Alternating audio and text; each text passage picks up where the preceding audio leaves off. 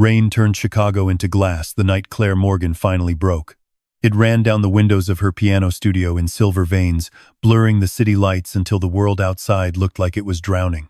The old apartment building groaned around her, pipes knocking in the walls, the radiator hissing like it was tired of surviving. Downstairs, the lobby smelled of wet concrete and dust. Upstairs, tenants slept behind thin doors, unaware that on the third floor, inside a room filled with cracked sheet music and secondhand pianos, Claire sat alone beneath one yellow lamp, with an eviction notice folded beside her hand. She had held herself together all day. She had smiled through the children's lessons. She had corrected finger placement, counted rhythm, praised nervous beginners, and pretended her life was not collapsing, note by note. She had nodded when the landlord said the building was being sold. She had swallowed the panic when he told her the new developer wanted every tenant gone within 30 days. She had smiled at Mrs. Alvarez from 2B, who asked if the rumors were true, and lied because the old woman's hands were shaking. But now the studio was empty, and Claire had no one left to lie to. Her fingers touched the piano keys. The first note trembled into the room, soft and broken. Then another, then another. It was the piece her mother used to play when Claire was little, back when the studio had been full of laughter and students and sunlight, before cancer took her mother, before debt swallowed everything, before Claire learned that love did not stop banks, illness, or men with contracts. The music grew sharper, desperate. It spilled out of her like a confession. Then her hands collapsed against the keys, and Claire covered her mouth to stop the sound that escaped her. She did not know that one floor above her, behind a locked black door that no tenant had ever seen open, a man stood completely still in the dark. Adrian Voss had heard gunfire without blinking. He had watched powerful men beg for mercy and felt nothing. He had built an empire out of silence, blood, and obedience. In Chicago's underworld, his name was not spoken loudly. Men lowered their voices around it. Police avoided it. Politicians denied knowing it. Enemies feared it. But when Claire Morgan cried beneath him, something inside him went dangerously quiet. He stood by the window of his temporary penthouse apartment, one hand resting on the glass, listening to her music rise through the floorboards. His men waited behind him, silent and armed. A sealed envelope lay on the table beside him, containing photographs, financial documents, and a developer's contract signed by men who had no idea they were already dead in Adrian's mind. "Boss," his Lieutenant Marco said carefully, "the meeting starts in 20 minutes. Adrian did not move. Below, Claire played the final line again, softer this time, as if apologizing to the room for hurting in it. Adrian's jaw tightened. "By the building," he said. Marco paused. "The whole building?" Adrian turned from the window. His face was calm, but the air changed around him. "Before sunrise." By morning, Claire Morgan woke to the sound of drills. At first, she thought the demolition had begun early. She threw on a sweater, ran down the hallway, and stopped at the stairwell when she saw 3 men in black coats replacing the broken security camera above the landing. Another man was painting over graffiti near the elevator. 2 others carried new locks, new lights, new brass mailboxes. In the lobby, the cracked marble floor had been cleaned.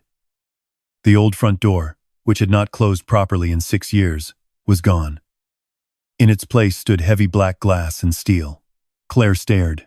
Mrs. Alvarez stood beside the mailboxes, clutching her robe. "Do you know what is happening?" "No," Claire whispered. A man in a tailored suit approached them with a clipboard. "Miss Morgan?" Claire's stomach dropped. "Yes?" "The building has changed ownership. All current tenants may remain indefinitely. Rents will not increase. Necessary repairs begin today. Your studio lease has been extended for 10 years. Claire blinked at him. "That's not possible. It has already been signed." "By who?" The man looked past her. The lobby went still. Claire turned. A black SUV had stopped outside in the rain. The driver opened the rear door, and a man stepped out, wearing a charcoal overcoat. No umbrella. No hurry. Rain hit his dark hair and slid down the severe lines of his face. He looked like he belonged to a world of private elevators, locked rooms, and orders that made men disappear. Every worker in the lobby stopped moving. Every tenant stopped breathing. The man entered without looking at anyone but Claire. She had seen him before, but only in fragments. In the elevator mirror at midnight, crossing the lobby without a sound, standing near the back exit while speaking low into a phone. He was the wealthy tenant from the top floor, The one nobody talked to. The one even the landlord seemed afraid to mention. Now he stood in front of her, rain on his coat, eyes dark and unreadable. "You bought the building," Claire said. "Yes." "Why?" His gaze lowered for half a second to her hands. Her fingers were ink-stained from sheet music, and still faintly swollen from playing too long. "Because it needed saving." "My building needed saving?" His eyes returned to hers. Among other things, Claire should have thanked him. She should have been relieved.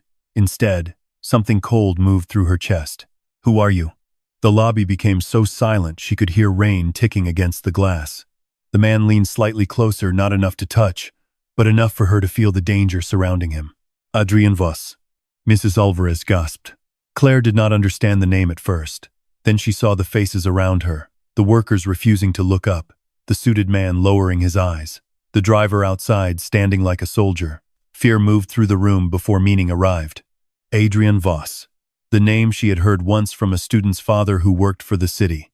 The man who owned half of Chicago without appearing on paper. The man connected to luxury hotels, private clubs, dockside companies, and whispers of bodies in the river. The man newspapers called a businessman because they were too afraid to call him what he was. A Mafia Boss. Claire took one step back. Adrian noticed. Something flickered in his expression, so small she almost missed it. "You don't have to be afraid of me," he said. Claire lifted her chin. That's exactly what dangerous men say. For the first time, his mouth almost moved. Not a smile, not warmth, but interest. "Then be careful around dangerous men." And he walked past her toward the elevator, leaving Claire in the lobby with a saved building, a racing heart, and the terrifying feeling that her life had just been purchased by a man who heard her cry once. For the next week, everything changed. The building transformed around Claire like a dream with teeth.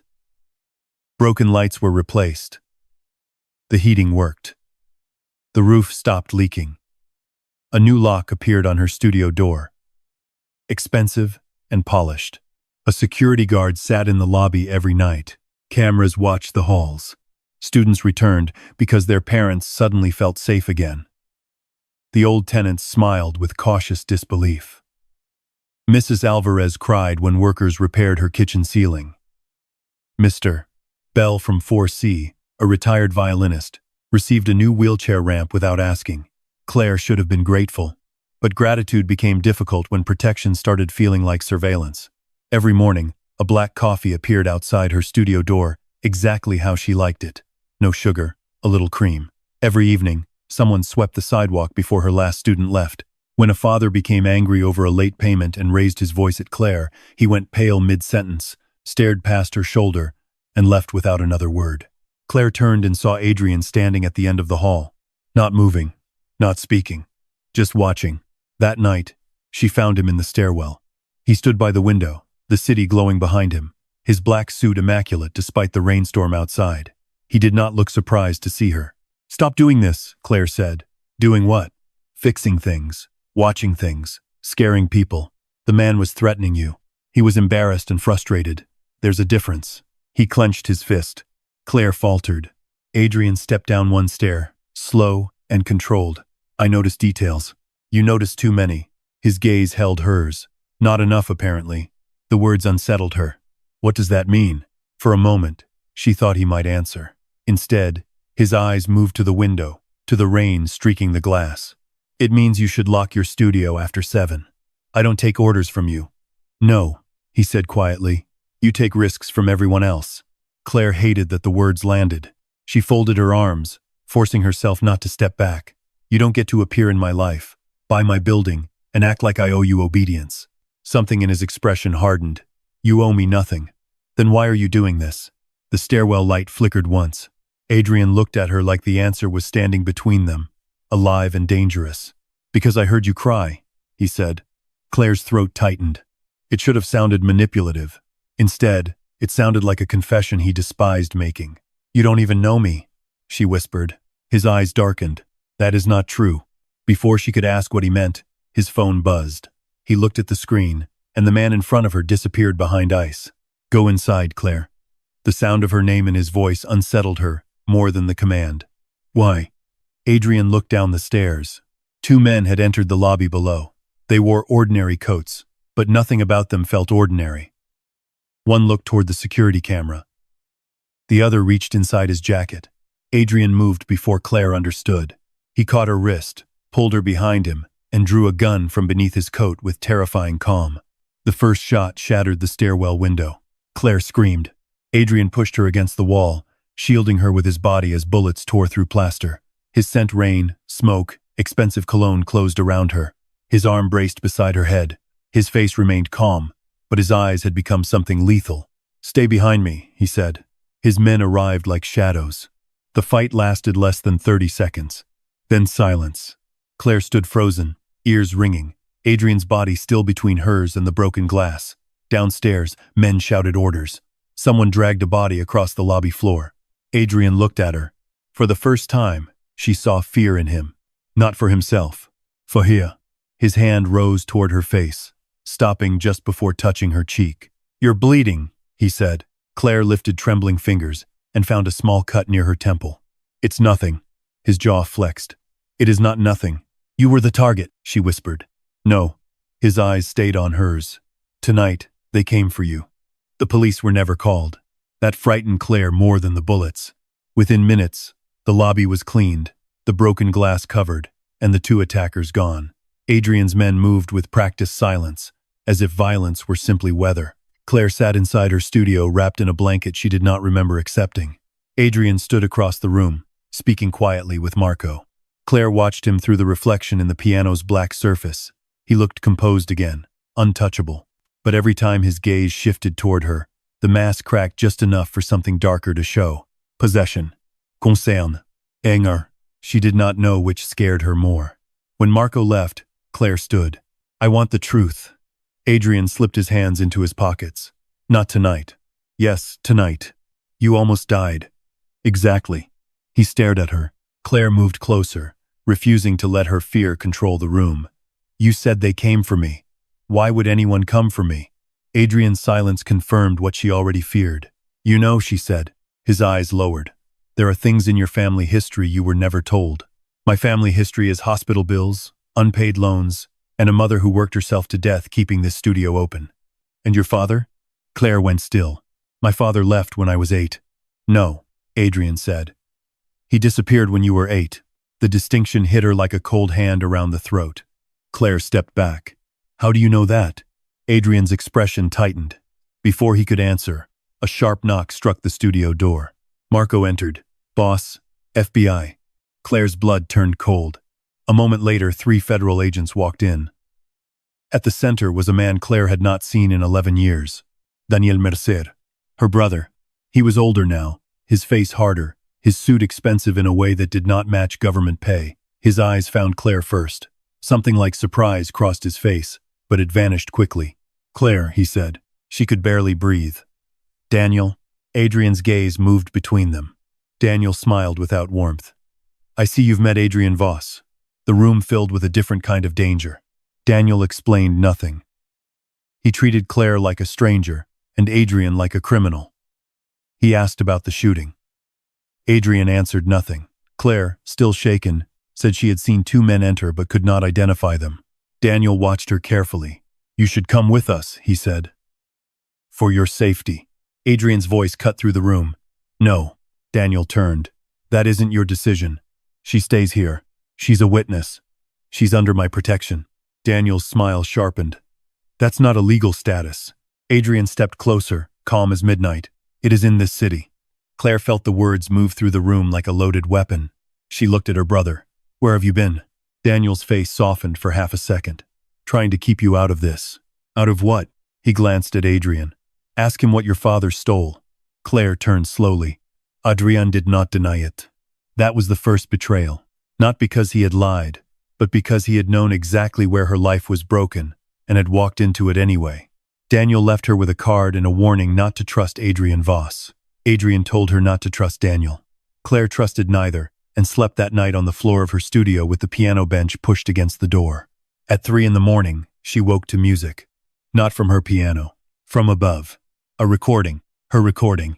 Claire stood slowly, heart pounding, and followed the sound into the hall. The building was quiet.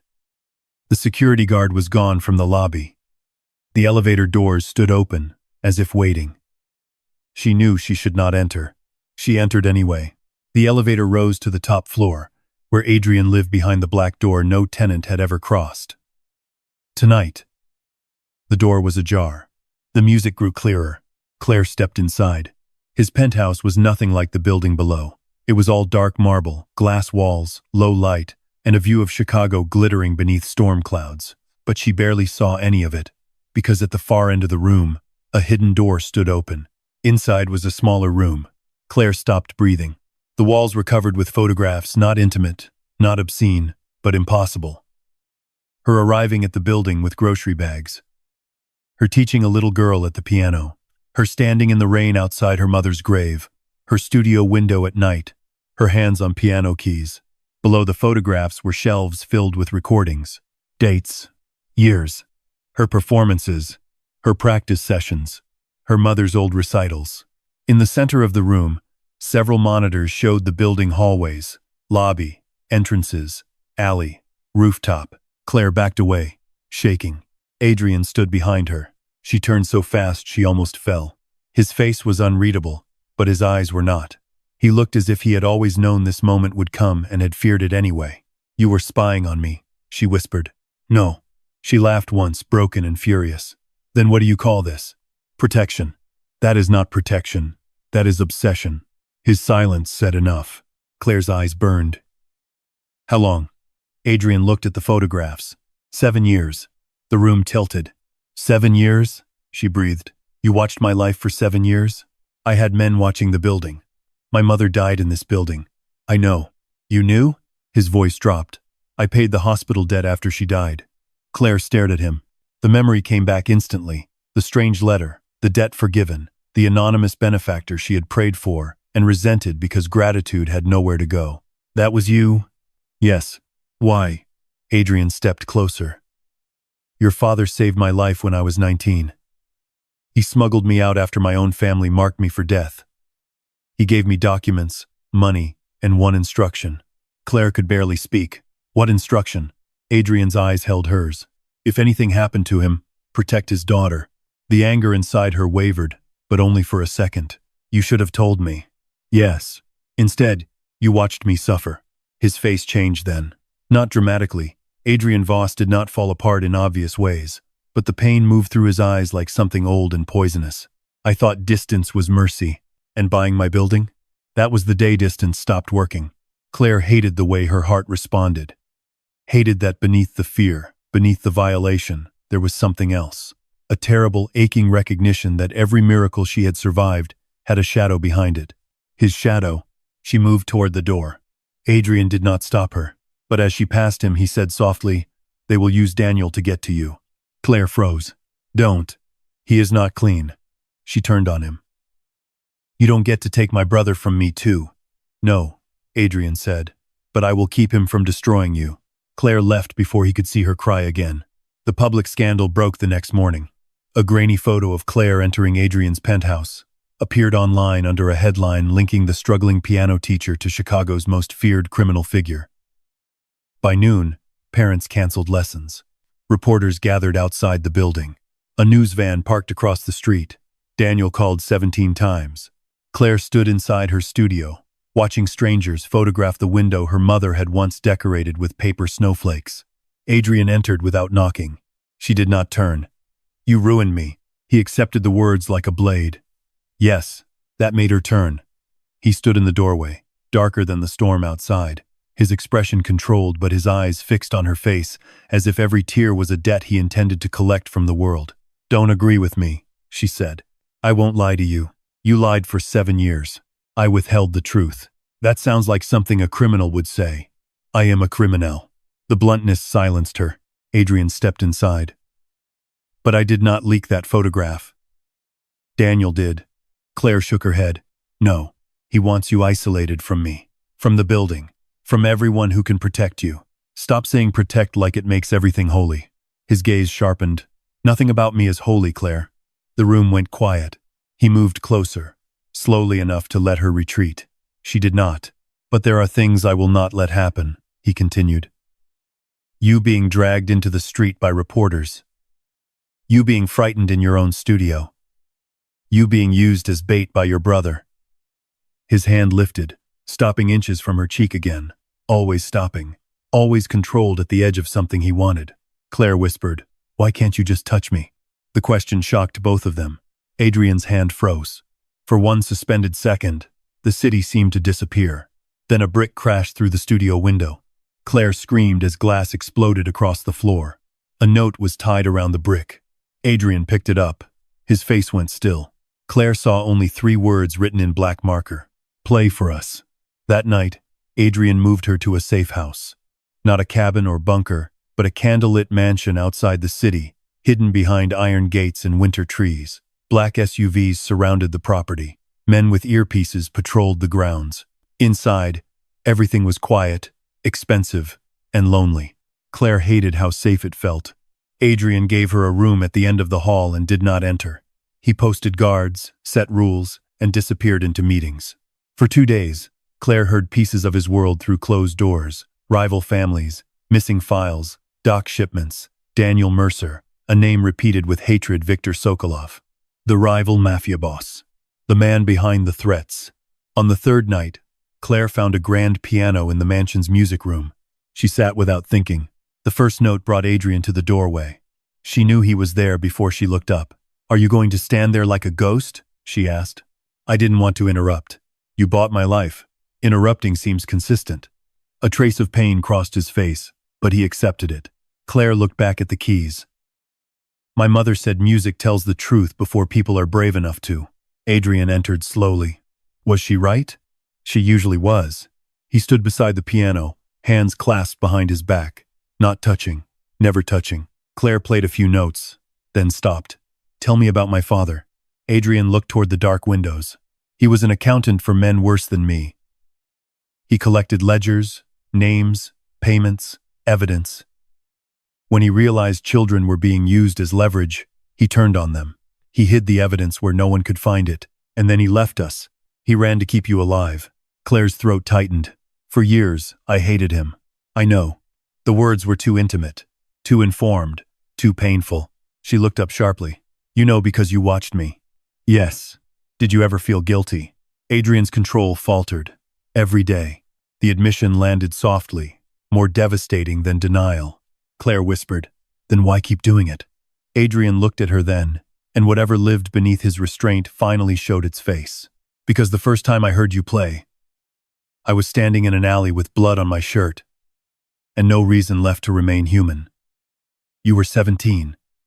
Your studio window was open. You were playing badly." Claire almost laughed, but the sound caught in her chest. "Badly?" "Very badly." A tear slipped down her cheek despite herself. Adrian watched it fall like it wounded him. "You got better," he said quietly. Claire looked away, but he stepped closer. This time, when his hand lifted, he did not stop.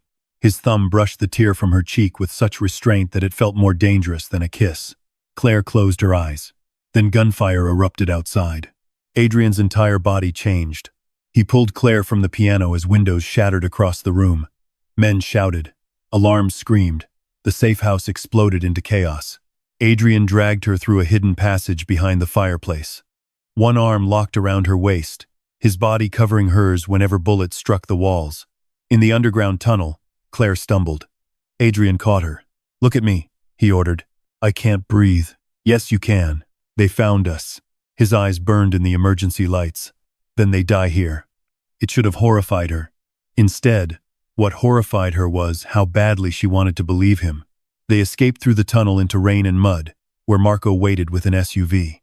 As Adrian pushed Claire inside, another shot rang out. Marco fell against the hood. Claire screamed. Adrian turned. For the first time, she saw the feared man the city whispered about. Cold, precise, merciless. He moved through the rain like judgment. When it was over, he returned to the SUV with blood on his white shirt, not his, and eyes that could not find their way back from violence until they landed on Claire. She reached for him before thinking. His breath caught. "You're hurt," she said. "No, you're covered in blood." "Not mine. That doesn't make it better." His gaze dropped to her hand gripping his sleeve. For a moment, neither of them moved. Then Adrian said, very quietly, "You should not look at me like that after what you just saw." "Like what?" "Like you still trust me." Claire's voice trembled. Maybe I'm tired of being afraid of the only person who keeps showing up. Something broke in his expression. He stepped closer, rain dripping from his hair, blood dark against his shirt. His hand cupped the side of her face with devastating care. I am not good for you. Claire looked at him. I know. I will ruin anything that tries to take you from me. I know. His forehead nearly touched hers. Then he stopped. A phone rang from Marco's fallen jacket. Adrian answered. Claire watched his face turn to stone. He handed her the phone. Daniel's voice came through, strained and low. Claire, listen to me carefully. Adrian killed Dad. The world stopped. Claire looked at Adrian. He did not move. Daniel continued. He's been using guilt to control you. Dad had evidence against him. Adrian took it. Mom knew. That's why she never told you anything. Get away from him before he buries you too. Claire lowered the phone. Rain hammered the SUV roof. Tell me he's lying, she said. Adrian's silence was the worst sound she had ever heard. Tell me. I did not kill your father. But you were there. Yes. And you never told me. No. Claire backed away from him, heart splitting under the weight of too many secrets. Adrian reached for her, then stopped himself. Claire. No. Her voice broke. You don't get to say my name like that. The next morning, she left with Daniel. Adrian let her go. That was the second betrayal. Or maybe the first act of love. Daniel took Claire to a federal safe location in a luxury hotel downtown. He promised answers, protection, and distance from Adrian. For 6 hours, Claire wanted to believe him. He showed her files, photographs, partial reports. He told a version of the past where Adrian Voss was the villain in every room. But Daniel made one mistake. He left her alone with his laptop. Claire was not a criminal. She was not a spy. But she had spent years running a failing studio, reading contracts, chasing debt collectors, and detecting lies in polite voices. The file Daniel showed her had been edited. A timestamp was wrong. Her father's signature had been copied from another document. Then she found a hidden folder labeled Morgan Ledger. Inside were payment records from Victor Sokolov to Daniel Mercer. Her brother had sold her. Not just now. For years. The scandal, the threats, the attack on the safe house, all designed to force Adrian into the open and recover whatever her father had hidden. Claire barely reached the hallway before Daniel caught her. His face no longer looked like her brother's. You should have stayed out of the files, he said. Claire backed toward the elevator. You're working with Sokolov. I'm surviving. You leaked the photo. I gave you a chance to choose the right side. You mean your side. I mean the side that doesn't worship a monster because he bought new locks and listened to sad piano music. Claire slapped him. The sound cracked through the hotel corridor. Daniel touched his cheek slowly. Then he grabbed her arm. The elevator doors opened. Adrian stood inside. No guards, no expression. Just Adrian, in a black suit, eyes fixed on Daniel's hand around Claire's arm. The hallway seemed to lose oxygen. Let her go, Adrian said. Daniel reached for his gun. Adrian moved faster. Claire barely saw what happened. One moment Daniel was armed. The next, his gun was on the floor, and Adrian had him against the wall. Adrian, Claire said. Only then did he stop. Daniel laughed, breathless and furious. See? This is what he is. Claire looked at Adrian's hand, locked around her brother's throat. Then she looked at Daniel. No, she said quietly. This is what you made necessary. Adrian released him. Daniel sank to the floor, coughing. Claire stepped into the elevator. Adrian followed, but kept distance between them. As the doors closed, Claire whispered, You knew I would find out. Yes. Is that why you let me go? His eyes stayed forward. You needed the truth from somewhere other than me. Claire stared at him. And if he had hurt me? Adrian's jaw tightened. Then I would have burned this city down and started with him. The elevator descended in silence. This time, Claire believed him. The final truth waited beneath the piano studio. Adrian brought Claire back to the building after midnight. The lobby was dark, except for emergency lights. Outside, rain washed the street clean of reporters. Inside, the repaired floors and polished brass looked almost peaceful. But peace had never lived there. Adrian led her to the basement, then to a wall behind the old boiler. He pressed a hidden latch. Concrete shifted open, revealing a narrow room sealed for decades. Claire entered with a flashlight. Inside was a metal box. Her father's name was etched into the lid. Claire's hands shook as Adrian stood behind her, giving her space, giving her choice. Inside the box were ledgers, photographs, cassette tapes, and one letter addressed to her mother. Claire read it with tears blurring the ink. Her father had not abandoned them.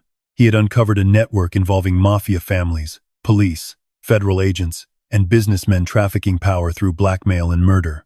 He had saved Adrian because Adrian, at 19, had refused to kill a child. He had trusted Adrian with Claire's safety because every legal system around him had already been bought. And the night he died, Adrian had not killed him. Adrian had carried him. Claire found the photograph last. A young Adrian, bloodied and barely standing, holding Claire's father in an abandoned church as flames climbed the walls. On the back, her father had written, "He is not innocent, but he kept his promise." Claire turned to Adrian. His face was stripped of its armor. "He died in my arms," Adrian said. "He made me swear. I thought watching from a distance was enough. I thought money was enough. I thought keeping enemies away was enough." His voice roughened. "Then I heard you cry." Claire stepped closer. For once, he was the one who looked unsteady. "I wanted to be better before I came near you," he said. "But men like me do not become better in silence. We only become more dangerous." Claire touched his chest, feeling the hard, uneven beat beneath her palm.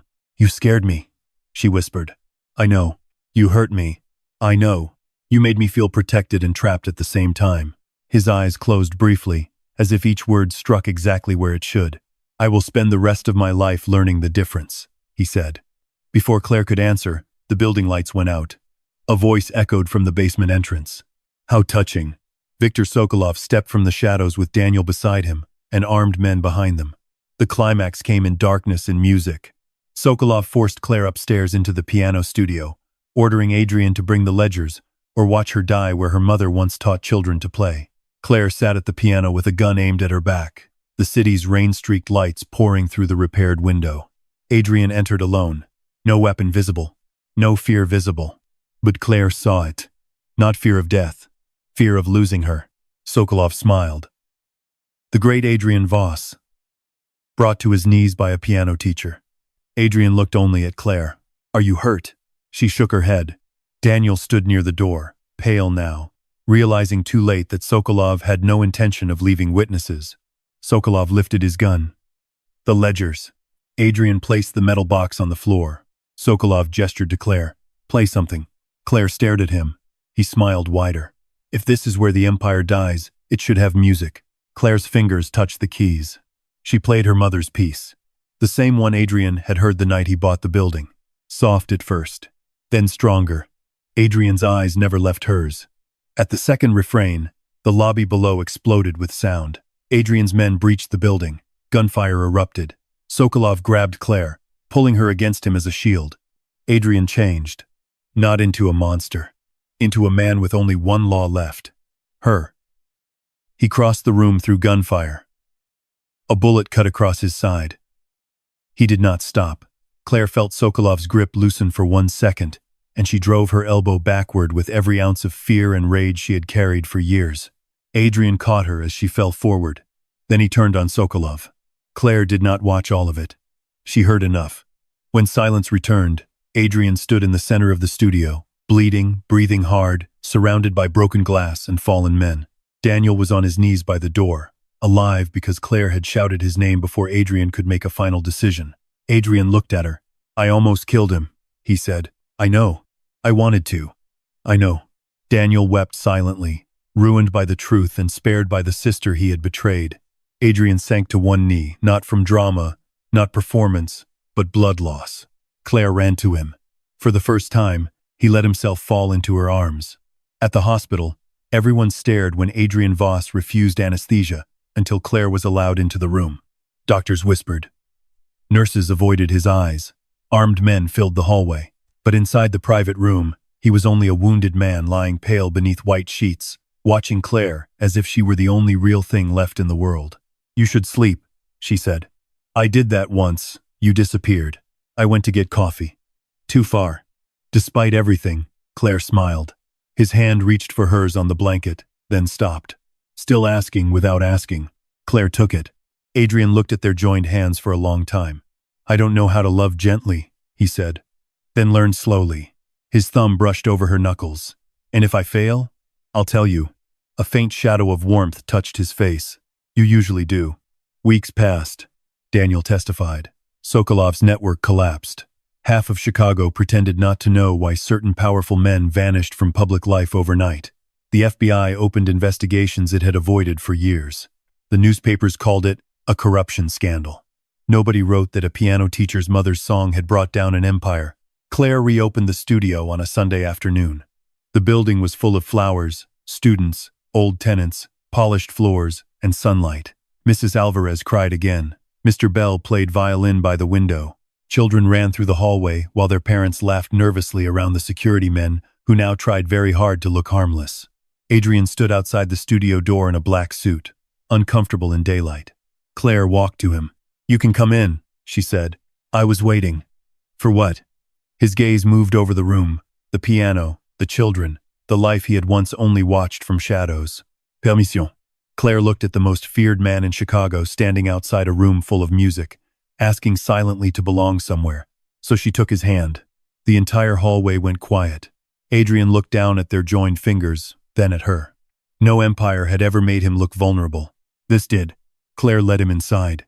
That evening, after everyone left, rain began again. Soft this time, gentle against the windows. Claire sat at the piano and played the piece her mother loved. Adrian sat beside her, not touching at first, simply listening. Halfway through, his hand covered hers. The notes stopped. Claire looked at him. "I bought the building because I heard you cry," he said quietly. "But I stayed because you made me want to be more than the man who listened from the dark." Claire's eyes filled. "And what are you now?" Adrian leaned close, his forehead resting against hers, his voice low and certain. "Yours, if you still want something dangerous." Claire smiled through tears. "I want something honest." His hand tightened around hers. "Then I'll start there." Outside, Chicago glittered beneath the rain, full of secrets, sirens, and shadows. But inside the old piano studio, under warm light and the echo of a song that had survived grief, betrayal, and blood, Claire Morgan finally played without breaking. And Adrian Voss, the man the city feared, closed his eyes beside her, as if every note was teaching him how to come home.